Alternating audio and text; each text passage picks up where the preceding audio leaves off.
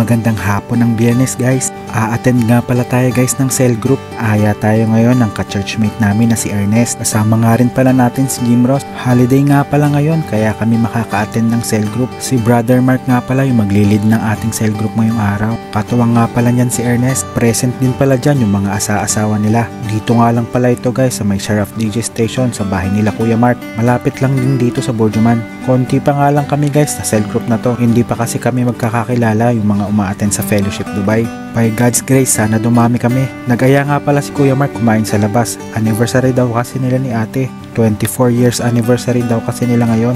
Kaya yun, makakakain tuloy kami ng libre.